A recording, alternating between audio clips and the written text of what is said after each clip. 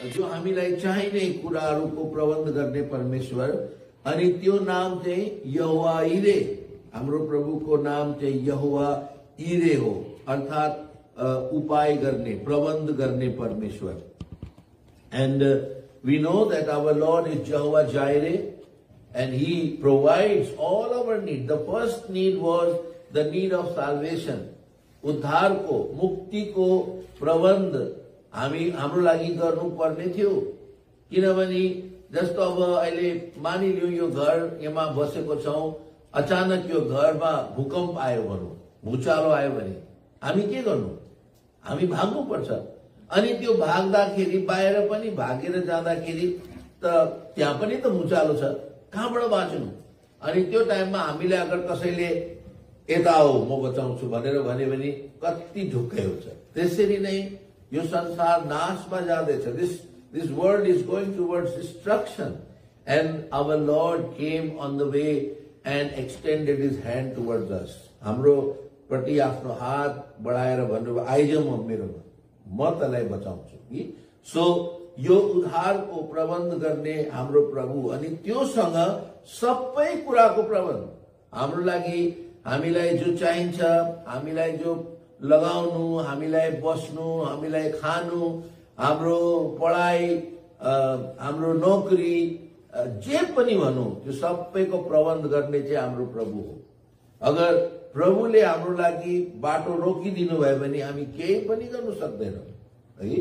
So त्यो कारणले प्रिय हामी प्रभुलाई धन्यवाद दिनुपर्छ, भन्नुपर्छ प्रभु साँच्चै नै तपाई मेरो प्रबन्ध गर्ने परमेश्वर। त्यसको बादमा हामीले तेस्रो नाम देखेको थियौं 2 पदमा, He maketh me to lie down in green pastures, है, हरियो खर्कमा मलाई सुताउनुहुन्छ भनेर लेखेको छ। भनेको मतलब चाहिँ के हो?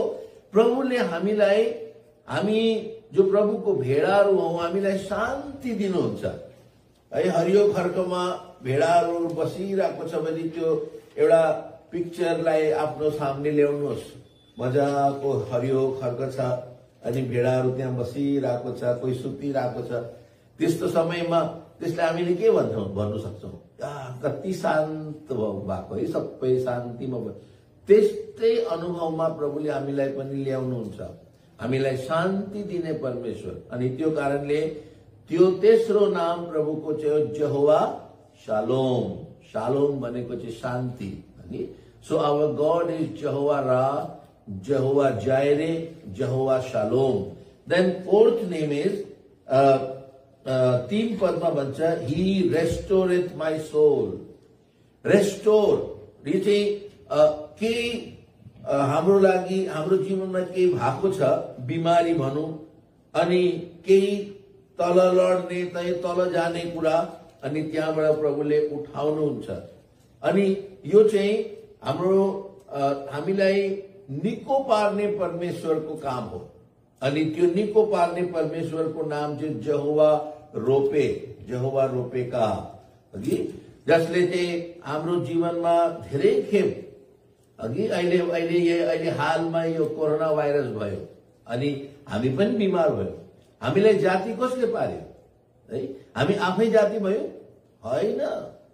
प्रभुले हाम्रो शरीरमा त्यस्तो काम गर्नुभयो, त्यसको कारणले चाहिँ हामी फेरि जाति भयो। त्यसरी नै पापको बिमारी पनि हाम्रो जीवनमा लाग्छ।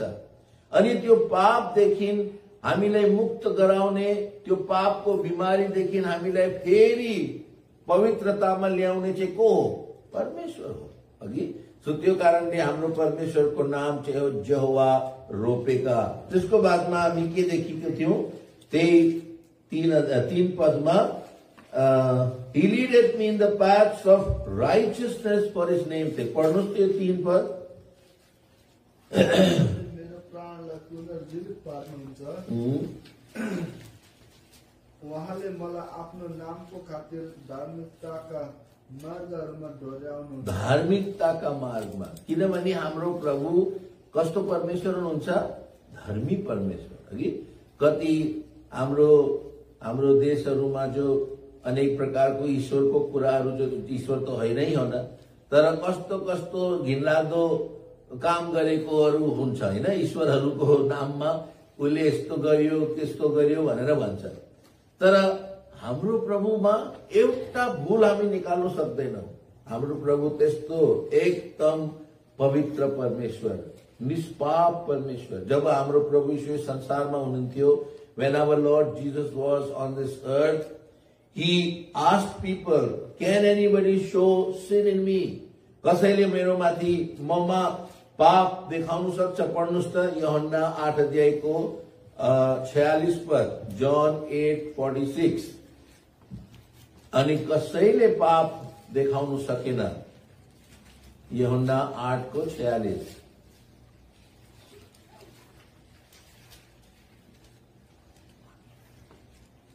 जो परमेश्वरबाटको हो उसले परमेश्वरका वचनहरू सुन्छ।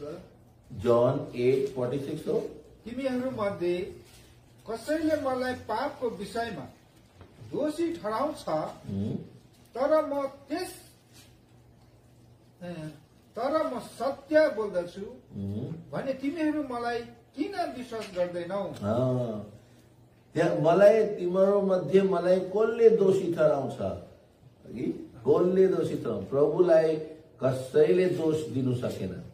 अन्तिमसम्म जो प्रभुलाई जब क्रुसमा चढाउन लगेको समयमा पनि त्यो गवाईहरूलाई लिएको थियो, झुट्टा गवाईहरू, तर उनीहरूले प्रभुलाई दोषी ठहराउन सकेन। They could not blame our Lord, है। So he is our righteous God. So त्यो राइचियस भनेको मतलब चाहिँ के हो? यहोवा सिद्धिकेनु, यहोवा सिद्धिकेनु, सिद्ध परमेश्वर। सो याद गर्नु, यो यस्तो महान अद्भुत नामहरू हाम्रो प्रभुको नामहरू हो।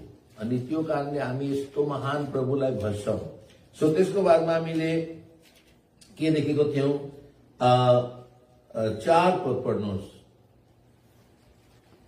भजन संग्रह 23:4 पद। चाहे मृत्युको घोर अन्धकारमय छायाको गतिबाट भएर हिँड्नु परे तापनि म कुनै खराबीदेखि डराउने छैन, किनकि तपाईँ मेरो साथमा हुनुहुन्छ। तपाईँ मेरो साथमा हुनुहुन्छ, यहाँसम्म। सो यो हाम्रो प्रभुको 6औं नाम यो अध्यायमा। अनि त्यो चाहिँ के हो? तपाईँ मेरो साथमा हुनुहुन्छ। अनि यो नाम चाहिँ हाम्रो प्रभुको कस्तो नाम हो? यहोवा शम्मा। यहोवा शम्मा भनेको चाहिँ हरेक जग्गामा उपस्थित परमेश्वर। हिजो पनि हामीले उता हेर्दै थियौं हैन, घरमा भजन के भन्छ, उत्पत्ति 28:15 के लेखेको थियो? जहाँ कहीँ तँ जान्छस् म तेरो सँग हुन्छु। किनभने प्रभुलाई हामीले छोड्नु सक्दैनौं। अनि त्यो कारणले युसुफले पनि जब त्यो स्त्रीले उसलाई पाप गर्नुको लागि तान्दाखेरि युसुफले के भनेको थियो? म यस्तो पाप परमेश्वरको विरुद्धमा कसरी गरौं? How can I sin against God? किनभने युसुफलाई यो आँखाको सामने थाहा थियो कि प्रभुले मलाई हेर्नुहुँदैछ, प्रभु यहाँ हुनुहुन्छ। God is everywhere, we must know that. Anywhere we are going, God is there, and that's why we should fear him. अनि यो नाम चाहिँ हाम्रो प्रभुको के हो? यहोवा शम्मा, यहोवा शम्मा। सो मतलब शम्मा को मतलब हो उपस्थित। हाम्रो परमेश्वर उपस्थित परमेश्वर हुनुहुन्छ। त्यसको बादमा 23:4 पदमा हामीले पढेको थियौं, तपाईको लाठो अनि पढ्नुहोस् त आखिरी भाग। लाठो र तपाईको लौराले तिनीले मलाई सान्त्वना दिन्छ। कम्फर्ट। हाम्रो प्रभु हामीलाई सान्त्वना दिने परमेश्वर। अनि त्यो सान्त्वना शब्द जो छ त्यसलाई चाहिँ नेखामा भन्छ। नेखामा, यहोवा नेखामा भनेको मतलब चाहिँ हामीलाई शान्ति दिने परमेश्वर। हाम्रो जब मन दुखी हुन्छ, अशान्त हुन्छ, अनि हामी वेदनामा हुन्छौं, हामीलाई कसैले के भन्यो कि हामीलाई कसैले के गर्यो, त्यो समयमा हाम्रो एकदम बेचैनी हुन्छ। अनि जब प्रभु कहाँ आउँछौं अनि प्रभुले हामीलाई भन्छ म तँलाई शान्ति दिन्छु। कि जस पढ्नुहोस् एउटा पद, यशाया 66:13 पद। आमाले हामीलाई शान्ति दिने जस्तो शान्ति प्रभुले दिनुहुन्छ। As a mother comforts his children, her children, similarly our Lord comforts us. 66 को Isaiah 66 verse 13. जसरी कसैलाई त्यसकी आमाले सन्ताउना दिन्छे त्यसरी नै म तिमीहरूलाई सन्ताउना दिनेछु। प्रियो, प्रभुले आज संसारमा अगर सान्त्वना नदिएको भए हामी सबै पगला हुने थियौं है। कहिले न कहिले सबैको जीवनमा दुःख आउँछ। We are having sorrows, we face difficulties, we face such problems where we think that now what will happen, अब के हुन्छ, त्यस्तो प्रकारको दुखी हुने परिस्थितिहरू आउँछ। अनि त्यो समयमा हाम्रो प्रभुको शान्ति दिने आवाज आउँछ, नडरा म तेरो साथमा छु। सो प्रियो, यो हाम्रो यहोवा नेखामा हामीलाई सान्त्वना दिने परमेश्वर। अनि त्यसको बादमा हामी अहिले आठवां नाम हेर्दै थियौं। 5 पदमा मेरो लागि तपाईले मेरो शत्रुहरूको सामने टेबल तयार गर्नुहुन्छ। पढ्नुस् त 5 पद। मेरा शत्रुहरूको सामुन्ने तपाईले मेरो अघिल्लोतिर मेज तयार पार्नुहुन्छ। सो शत्रुको सामने मेज तयार पार्ने परमेश्वर भनेको मतलब हामीलाई विजय दिने परमेश्वर है। शत्रु छ तर शत्रुले हामीलाई केही गर्न सक्दैन। The enemy is there but enemy cannot do anything. तपाईहरुलाई थाहा छ हाम्रो शत्रु जो शैतान, अगर प्रभु बीचमा नभएको भए अहिले त्यो शैतानले हामी सबैलाई मार्ने थियो। You know that? कसरी भन्नुस्, म भन्दैछु यो कुरा। See, come to one very nice example in Mark chapter 5. मर्कुस को 5 अध्याय। अनि त्यहाँ हामी के देख्छौं, एउटा भूत लागेको मान्छे अर्थात अशुद्ध आत्मा लागेको मान्छे त्यहाँ थियो। अघि अहिले हेलोविनमा सबै भूत लगाएर घुम्छ हैन? अनि अनि के फोटोहरू हुन्छ, के मूर्तिहरू बाहिर हुन्छ, के त्यसको मतलब चाहिँ के हो? यो भूत हेरेर अर्को भूत चाहिँ भाग्छ भनेको होइन होला, के को भाग्छ?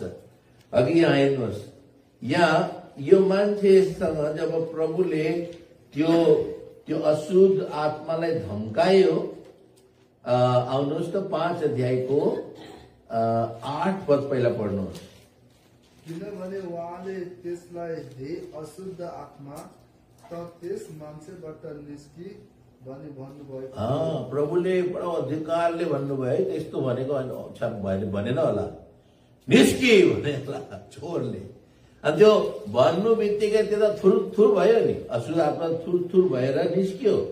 अनि प्रभुलाई के भन्छ, अब कहाँ जाने है? उनीहरूले प्रश्न गर्दैछ। हेर्नुहोस् 10 पददेखि। अनि उहाँले तिनीहरूलाई देशबाट बाहिर नपठाउन् भनी त्यसले उहाँलाई खुबै बिन्ती गर्यो। हेर्नुहोस्, अशुद्ध आत्माले बिन्ती गर्दैछ, हामीलाई नपठाउनुहोस् यहाँबाट। अनि पढ्दै जानुहोस्। तब त्यहाँ पहाडको छेउमा सुँगुरहरूको एउटा ठुलो बगाल। सुन्नुहोस् है ध्यानले, त्यो पहाडको त्यहाँ एउटा सुँगुरको बगाल थियो अरे। अच्छा, अनि 12 पद। अनि ती सबै दुष्ट आत्माहरूले उहाँलाई यसो भन्दै बिन्ती गरे, हामीलाई ती सुँगुरहरू भित्र पठाइदिनुहोस्। सुन्नुभयो? उनीहरूले सोध्दैछ प्रभुलाई, प्रभु हामीलाई यो सुँगुर भित्र जाने आज्ञा गर्नुहोस् है। अनि प्रभुले के भन्नुभयो, लु त जाऊ है, पढ्नुहोस्। र हामी ती भित्र पस्न पाऊँ। अनि तुरुन्तै येशूले तिनीहरूलाई अनुमति दिनुभयो, लु जाऊ भन्यो। अनि त्यसको बादमा के भयो? र ती अशुद्ध आत्माहरू निस्केर ती सुँगुरहरू भित्र पसे। ती प्राय 2000 थिए। 2000 थिए। अनि के गयो? अनि त्यो बगाल डरलाग्दो प्रकारले ओह्रालो दगुरेर समुद्रभित्र पस्यो र समुद्रभित्र निसासेर मरे। सुन्नुभयो? शैतानले के गर्यो? अघि सो शैतानको प्लान चाहिँ के छ? हामी सबैलाई के गरिदिने? मारिदिने, खत्तम गरिदिने, यो शैतानको प्लान। तर मानिस जातिलाई गर्नु सक्दैन। त्यो त सुँगुर थियो नि, अनि सुँगुरको लागि त प्रभुको केही योजना छैन। तो सुँगुरको लागि योजना छ कि म यो सुँगुरको उद्धार गर्छु भनेर छ त्यहाँ बाइबलमा कहिले पनि सुँगुरको उद्धारको कुरा छैन हगि। सुँगुर, त्यो कारण हामी थुप्रो सुँगुर खान्छौँ, सम्हाल्नुहोस् है। सुँगुरलाई प्रभुले केही योजना बनाएको छैन स्वर्ग लाने, त्यो कारणले प्रभुले भन्नु लु जा गर जे गर्नु छ भने, अनि गर्यो। के गर्यो? निसासिएर मारिदिए। तर त्यो मान्छेलाई त्यस्तो गर्नु सकेको थियो? गर्नु सकेको थिएन। सो प्रिय याद गर्नुहोस्, शैतानले त मान्छेलाई नाश गर्ने प्लान बनाएको छ। He always is aiming to destroy. And that's why he gets into our mind and tries to do all the horrible things. We are attracted towards the world and we are not liking the things of God. We don't like to read the Bible because that is Satan. शैतानले भित्र भन्छ Bible नपढ, प्रार्थना नगर, अनि संगतिमा नजा। किन? किनभने थाहा छ नि कि यो यस्तो गर्यो भने त यो बाँच्छ यो मान्छे। प्रभुको हातमा आएपछि त म केही गर्नु सक्दिनँ। सो प्रियो, द्याट्स वाइ रिमेम्बर, शैतानको प्लानलाई हामी बुझौँ कि शैतानको नाममा एउटा नाम लेखेको छ, ही इज अ डिस्ट्रोयर। थाहा छ? पढ्नुहोस् त पहिला कोरिन्थी 10:10। नाश गर्ने शैतानको नाम हो। धेरै नाम छ शैतानको पनि बाइबलमा, कहिले त्यो पनि देखाउँछु म। शैतान जस्तो हाम्रो प्रभुको नाम छ नि, शैतानको नाम पनि छ बाइबलमा। पहिलो कोरिन्थी 10:10, तिमीहरू गनगन नगर, जसरी तिनीहरू मध्ये पनि कतिले गनगन गरे र नष्ट गर्नेद्वारा नष्ट पारिए। के नाम छ? नष्ट गर्ने। नष्ट गर्ने यो शैतानको नाम हो। नष्ट गर्नेद्वारा के भरे? नाश भए उनीहरू। So remember that Satan is after us to destroy our life. पापमा हामीलाई पापमा पहिला लडाउने, सुन्नुहोस् है ध्यानले, पहिला पापमा लडाउने, अनि पापमा लडाएपछि चाहिँ प्रभुलाई भन्ने, प्रभु यसले पाप गर्यो यसलाई दण्ड दे। यो शैतानको काम हो है। आदमलाई त्यही गरे नि। पहिला आदमलाई चाहिँ लुलु खा यो फल राम्रो मिठो हो, एकदम राम्रो। अनि जब खायो अनि अब प्रभुलाई भन्दैछ यसलाई अब नाश गर। तर प्रभुको प्रेम कस्तो अद्भुत थियो, प्रभुले नाश गरेन, उपाय गरे। के उपाय गरे? त्यो मृत्यु, त्यो मरण आदम हवाको माथि आउनुको सट्टामा एउटा त्यो पाठो मर्नु पर्यो त्यहाँ। अनि पाठोको त्यो छाला निकालेर प्रभुले उनीहरूको त्यो नग्नतालाई ओढाइदिए। सुन्दर कुरा छ त्यहाँ पनि। त्यो कारणले याद गर्नुहोस्, हाम्रो प्रभु हाम्रो के हो? विजेता हो। ही इज आवर जहोवा निसी, यो विजय दिने परमेश्वर। हामीलाई हारदेखि माथि उठाऊ। आउनुहोस् त भजन संग्रह त्यसको 62 अध्याय 60 अध्याय त्यसको 11 अनि 12 पद। हामी कसरी विजय हुन्छौं?